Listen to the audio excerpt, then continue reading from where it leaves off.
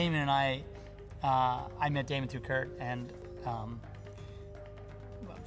again, like about 8 years ago, and Damon used to train me, and I always knew he was like doing movies, and I mean, it's just amazing that it's worked out, that now it's like he's like putting these fights together, and he's in charge of it, and it's just really cool, because you know, he's just awesome at what he does. I mean, you know, he's a full instructor at the Indosano Academy. He's like all the disciplines he knows, Kali and JKD, anything you can think of, he's a master of it. Historically, there's really nothing that classifies, or there's no record of the actual tactics that they use or the techniques. So what we did was looked at a lot of the fighting methods that we've trained in over the years, the weapon-based systems specifically, which are the heavy Filipino influence, Thai, Indonesian, Japanese, Chinese, even European.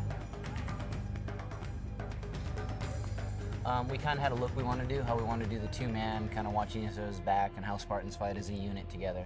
We kind of took that idea and kind of just grabbed some things we liked from Kali, from our Eskrima, from our Nice, from kickbox, from the other martial arts we know, and then kind of made some stuff up from there. Live blade techniques that have been performed over the years through a lot of the people we've trained with, who've actually fought live blade versus live blade, or spear or sword, and all these things throughout Southeast Asia. A lot of the arts we pulled from.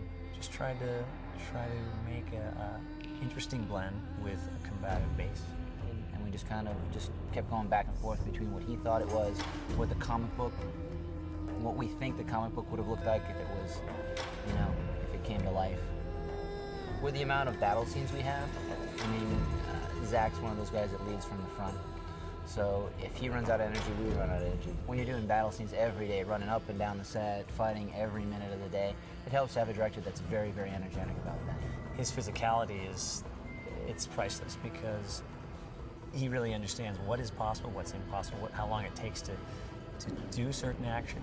It's very handy to have a director that understands action from a performer's point of view. It's priceless to have that connection with the director. Everybody learned together, improved, and got the style, and we became one, as we say, single, impenetrable unit.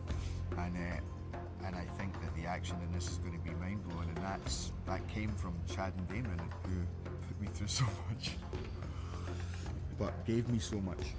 He was talking about, well, I want to stop doing this, and I want to get on a routine for this, and he was just an all or nothing.